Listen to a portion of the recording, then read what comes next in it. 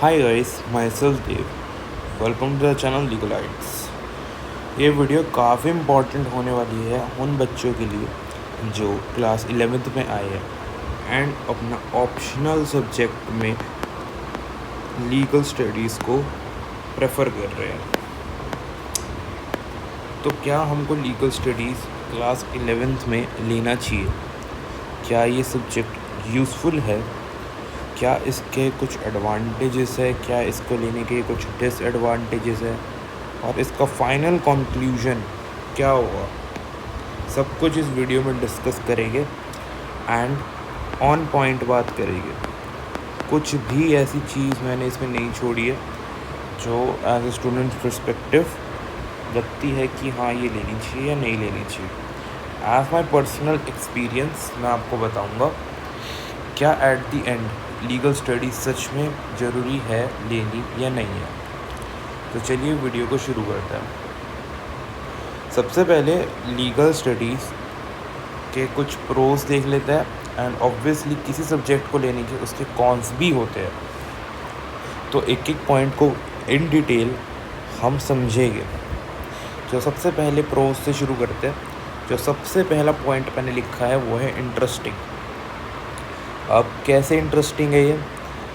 तो आपने ये चीज़ नोटिस करी होगी काफ़ी सारे सब्जेक्ट्स लाइक अगर आप कॉमर्स में हो तो मे बी आपके लिए अकाउंटेंसी हो सकती है, साइंस साइड में हो तो आपके लिए पीसीएम हो सकती है। ऐसी बहुत सारे जो सब्जेक्ट्स हैं ना बहुत बोरिंग होता है, जिसे लाइक पढ़ने में मज़ा भी नहीं आता है एंड थोड़ा सा कॉम्प्लिकेटेड लगता है एंड मन करता है बस कि यार अब तो किताब बंद ही कर दूँ, जिसे बोलते हैं ना नींद आती है पढ़ते हुए। ऐसा लीगल स्टडीज़ बिल्कुल भी नहीं है।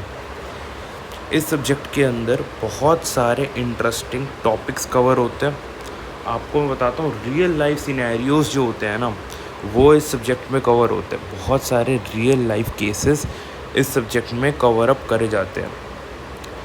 तो अगर आप ये चीज़ पॉइंट को देखोगे तो आपको समझ आएगा कि लीगल स्टडीज़ एक काफ़ी इंटरेस्टिंग सब्जेक्ट है एंड इसको लेने में आपको बहुत फ़ायदा होगा। जब आप पढ़ोगे तो आपका इंटरेस्ट सब्जेक्ट बना रहेगा, बिल्कुल भी ऐसी फीलिंग नहीं आएगी जिससे आपको पढ़ने का मन ही ना करे। तो काफ़ी इंटरेस्टिंग है legal studies as a subject. तो अब दूसरी जो पॉइंट में बात करते हैं वो है बहुत यूज़फुल है लीगल स्टडीज़।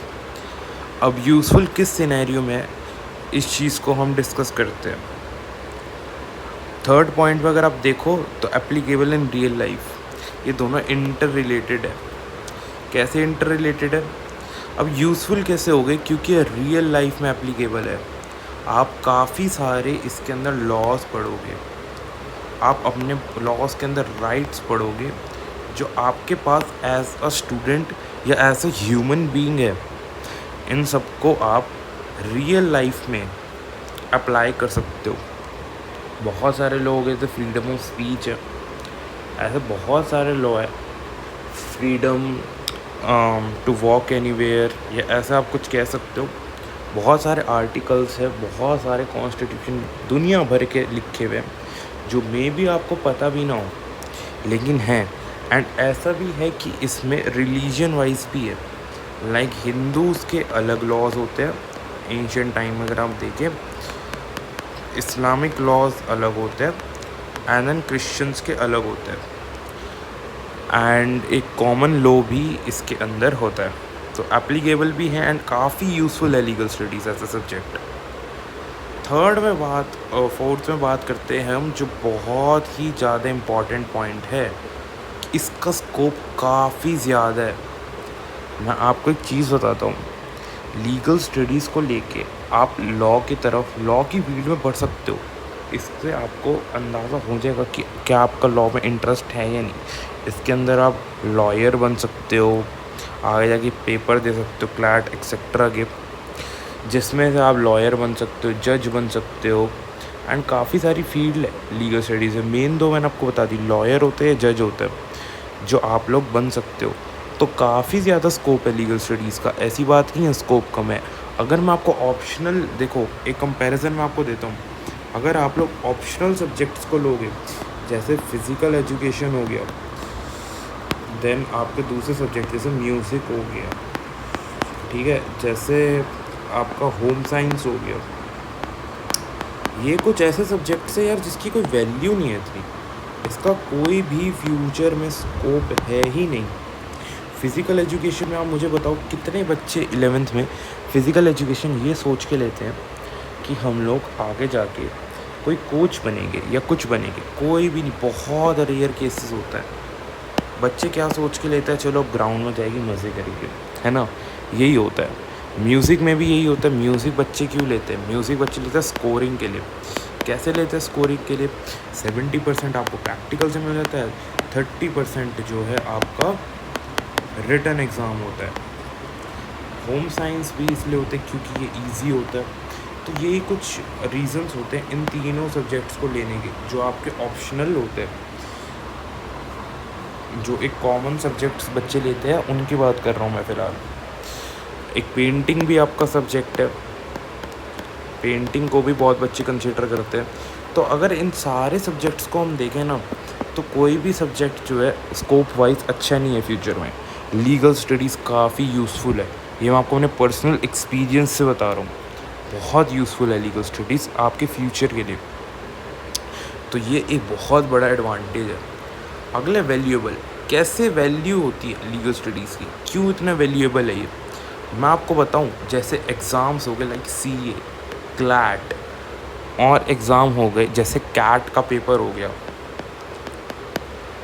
CS का पेपर हो गया, GMAT का पेपर हो गया, या अगर आप UPSC की तैयारी कर रहे हो, कोई भी अगर पेपर की आप तैयारी कर रहे हो, एनी एग्ज़ाम,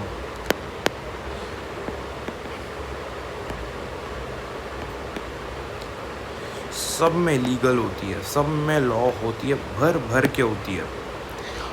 तो CA में फाउंडेशन में होती है लॉ, आप पूछना किसी अपने सीनियर से, वो आपको बताएगा। एंड काफ़ी सारे एग्ज़ाम्स में हम लोग लीगल स्टडीज़ को देखते हैं। तो यार बहुत वैल्यू तो काफ़ी है लीगल स्टडीज़ की। अगर आप ये देखो, ऐसा नहीं है कि आपको 11th-12th में सिर्फ काम आएगी, पढ़ के छोड़ देना जिसे होता है कि चलो भाई प्रेशराइज हो रखे पढ़ने के लिए, ऐसा कुछ नहीं है। आगे जाके भी काफ़ी स्कोप है एंड इसलिए ये सब्जेक्ट काफ़ी अच्छा माना गया। अब 6th पॉइंट जो है ना, ये एक पॉइंट ध्यान में रखने का है कि कोई भी स्ट्रीम का बच्चा ले सकता है इसको, चाहे वो आर्ट्स का हो, साइंस का हो या कॉमर्स का हो। एज अ टीचर मैंने इन सारे स्ट्रीम्स के बच्चों को पढ़ा रखा है एंड मैं आपको बताऊं, किसी के लिए भी ये स्ट्रीम बायस नहीं होती। हाँ, एक आधा चैप्टर आपका 12th में है कॉमर्स के लिए, एक चैप्टर होगा, 1 से 2 चैप्टर जो आप कॉमर्स में BST में पढ़ते हो, बस। उसके अलावा ऐसा कुछ भी नहीं है कि आर्ट्स वाले बच्चों को ज़्यादा एडवांटेज मिलता है, ऐसा बहुत बच्चे सोचते हैं। ऐसा कुछ भी नहीं होता। उल्टा जो मेरा एक स्टूडेंट है, वो लीगल स्टडीज़ में 100 में से 100 लाया बोर्ड्स में साइंस स्ट्रीम लेके। काफ़ी बच्चे कॉमर्स लेके आए, आर्ट्स लेके आए, एक बच्चे के 99 मार्क्स आए हैं कॉमर्स लेके। तो काफ़ी यूज़फुल है, कोई भी स्ट्रीम लीगल स्टडीज़ को ऑप्ट कर सकती है। अब हम इसके कुछ कॉन्स देखते हैं। तो ऐसा नहीं है कि मैं बहुत बायस हूँ लीगल स्टडीज़ को लेके, क्योंकि लीगल स्टडीज़ एक सब्जेक्ट है जो मैं टीच करता हूँ, ऐसा कुछ भी नहीं है। जो भी कॉन्स है स्टूडेंट्स के पर्सपेक्टिव से जो आपको आगे चल के आ सकते हैं, उन्हीं चीज़ों की मैं सिर्फ यहाँ पे बात करूँगा। सबसे पहला कॉन्स क्या है? कॉम्प्लिकेटेड। यार देखो, ये चीज़ तो है, legal studies is not easy. ऐसा नहीं है ईजी, आप इसको मॉडरेट बोल सकते हो। अब ईजी कैसे नहीं है, इसको समझने की एक विल पावर होती है, आपको बहुत फोकस करके पढ़ाई करनी होती है। लीगल स्टडीज़ को आप ऐसे हलवा नहीं ले सकते। फिज़िकल एजुकेशन 2 दिन पहले पढ़ के नंबर आ गए। एक स्टूडेंट को मैंने टीच किया था बोर्ड से 2 दिन पहले, 2 days बिफोर बोर्ड्स, एंड वो बोर्ड्स में 85 मार्क्स लाए इन ईयर 2024। तो हाँ, हो जाता है, लेकिन अगर आपका एम है 95+, या 900 मार्क्स लाने का आपका एम है, तो ये तभी पॉसिबल है जब आप इसको डेडिकेटेड टाइम दो। ऐसा हलवा नहीं, अगर आप सिर्फ स्कोरिंग के लिए ले रहे हो ना, मैं आपको जेन्युइनली बोलता हूँ म्यूज़िक जैसा सब्जेक्ट आप ले सकते हो। स्कोरिंग ऑल्दो ये भी है, इसका डिस्ट्रीब्यूशन होता है 70% आपका होता है एग्ज़ाम, सॉरी 80% आपका होता है एग्ज़ाम एंड 20% होता है आपका प्रैक्टिकल। ये आपका डिस्ट्रीब्यूशन होता है। 80 marks is for your practical exam and 80 marks will be your theory exam and 20 marks will be your viva etc file, जो भी स्कूल वाले कहते हैं कवर अप करने को, जो स्कूल के हाथ में होता है वो 20% ही होता है 100 में से, दैट इज़ 20 मार्क्स। तो कॉम्प्लिकेटेड तो है, देखो इजी सब्जेक्ट तो नहीं है लीगल स्टडीज़। अगला पॉइंट पे मैं आता हूँ, जो बहुत सारे बच्चों की परेशानी है भाई, कितने बच्चों ने बोल दिया, कितने बच्चों का एक ही रीज़न होता है लीगल स्टडीज़ को नहीं लेना। वो क्या होता है, बहुत कम मटेरियल है। बहुत कम मटेरियल कैसे, टीचर्स बहुत लिमिटेड है, मैं बोलता हूँ ना के बराबर है, ठीक है। 0 टीचर्स है ऐसे जो सिर्फ लीगल स्टडीज़ को डेडिकेशन देते हैं। मैंने तो यह देखो यूट्यूब पे देखा नहीं है, और बहुत सारे मेरे जो स्टूडेंट्स हैं उन्होंने बोला भी है, सजेस्ट भी किया कि आप लीगल स्टडीज़ पढ़ाना शुरू करो, क्योंकि टीचर्स ही नहीं है। सेकंड है, बुक्स भी बहुत लिमिटेड है आपकी। मैं 1-2 बुक्स बताता हूँ, एक होती है आपकी NCERT एंड एक होती है आपकी ऑल इन वन। बस यही 2 बुक्स आती है मेन, जो आपका सिलेबस कवर अप करती है। तो काफ़ी मटेरियल फ्यू है। इनको कैसे सॉल्व करना है ये भी मैं आपको बताऊँगा, तो वीडियो में बने रहो। देखो अब type of questions asked in exam, case study, यही चीज़ बच्चों को बहुत कॉम्प्लिकेटेड लगती है। केस स्टडी आती है बोर्ड्स के एग्ज़ाम में, आपके स्कूल में मे बी ना दे रहे हो 11th क्लास में, लेकिन 12th क्लास में आपको बताऊं केस स्टडी आती है बोर्ड्स के एग्ज़ाम में। तो यार बहुत सारे बच्चों को केस स्टडी सॉल्व करने में बहुत प्रॉब्लम होती है। बहुत सारे बच्चे प्रेफर करते हैं कि हम पे ऑप्शनल सब्जेक्ट है, कुछ डायरेक्ट क्वेश्चन पूछ लेते हैं, थोड़ा उस पर्सपेक्टिव से स्कोरिंग हो जाएगा। तो ये बात तो है, देखो केस स्टडी आती है, ऐसा नहीं है सारी केस स्टडी आती है, नॉर्मल क्वेश्चंस भी आस्क करे जाते हैं, ज़्यादातर इवन नॉर्मल क्वेश्चंस ही होते हैं, लेकिन केस स्टडी भी पूछी जाती है। Legal studies is again rare, very rare, I would say very rare. बहुत सारे स्कूल्स में होती भी नहीं है लीगल स्टडी, एंड बहुत सारे स्कूल्स में अगर होती भी है तो टीचर प्रेफर नहीं करते, टीचर ढंग से नहीं पढ़ाते, एंड लीगल स्टडीज़ ऐसा सब्जेक्ट को इतनी इम्पोर्टेंस गिवन ही नहीं जाती। जो आपकी न्यू एजुकेशन पॉलिसी है उसके अंदर में भी हो सकता है इस सब्जेक्ट को इम्पोर्टेंस दी जाए, जब बच्चों पे फ्लेक्सिबिलिटी होगी सब्जेक्ट्स को चूज़ करने की। तो आखिरी में जिसके लिए आप सब वेट कर रहे थे वह कंक्लूजन, क्या हमको लेना चाहिए या हमको नहीं लेना चाहिए, इसका आंसर है डिपेंड्स। कैसे डिपेंड होगा ये मैं आपको एक्सप्लेन करता हूँ। सबसे पहले आपका टाइप क्या है, स्कूल में कितने ऑप्शनल देते हैं, नंबर ऑफ ऑप्शनल कितने हैं आपके स्कूल में। किसमें देखो, जो स्टूडेंट्स मैं पढ़ाता हूँ उनमें उनके स्कूल्स में 1 ऑप्शनल भी देते हैं एंड 2 ऑप्शनल भी देते हैं। तो जिनके स्कूल में 1 ऑप्शनल है उनको पता है क्या प्रॉब्लम आती है, उनको ये प्रॉब्लम आती है कि उनको मैथ्स भी लेनी है,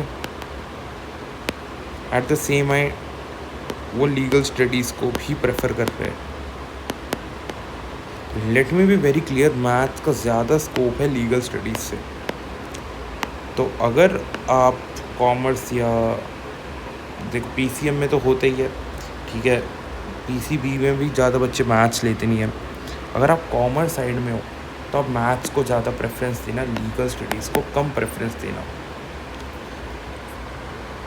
एक और सिचुएशन लेते हैं, आपके स्कूल में 2 ऑप्शनल देते हैं, जो ज़्यादातर बच्चे जिन्हें मैं पढ़ाता हूँ उनके स्कूल में दिए जाते हैं, 2 ऑप्शनल भी देते हैं।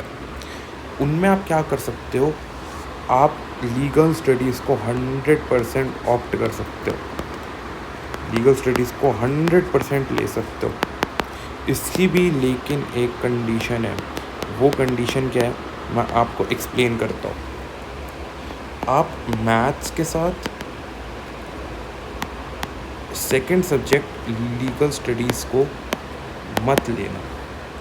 क्यों ना लेना मैं आपको बताता हूँ। जो बोर्ड्स होते हैं ना, उसके अंदर बेस्ट 5 जोड़े जाते हैं। बेस्ट 5 में से ना इन दोनों सब्जेक्ट में से एक सब्जेक्ट को कंसीडर करते हैं। ऐसा नहीं होता आपके दोनों ऑप्शनल को कंसीडर कर लेते हैं। नो, इन दोनों में से एक ऑप्शनल ही कंसीडर करा जाता है। तो मेरे हिसाब से क्योंकि दोनों ही सब्जेक्ट थोड़े से लीस्ट स्कोरिंग है, देखो, और कंपैरिजन अगर हम करें तो अगर मैं आपको सजेशंस दूं तो आप मैथ्स के साथ लीगल स्टडीज़ मत लेना, क्योंकि इसको भी आपको टाइम देना पड़ेगा, इसको भी आपको टाइम देना पड़ेगा। वो आपका जो है ना मार्क्स को इफ़ेक्ट कर सकता है।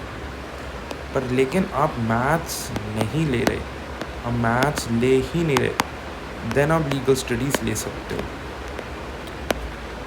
क्योंकि लीगल स्टडीज़ अगर देखो, कुछ कुछ बच्चे होते हैं जिनको मैथ्स नहीं लेनी होती। बहुत बच्चे होते हैं जो मैथ्स को प्रेफर करते ही नहीं है। उनके लिए तो लीगल स्टडीज़ यार डायमंड से कम नहीं है। बहुत स्कोप है लीगल स्टडीज़ में भी। And at the same time अगर आप मैथ्स को देखोगे तो काफ़ी कोर्सेज़ के लिए एप्लीकेबल होती है। तो जिन बच्चों में यार मैथ्स नहीं होती ना, मैं तो कहता हूँ लीगल स्टडीज़ 100% ले लो।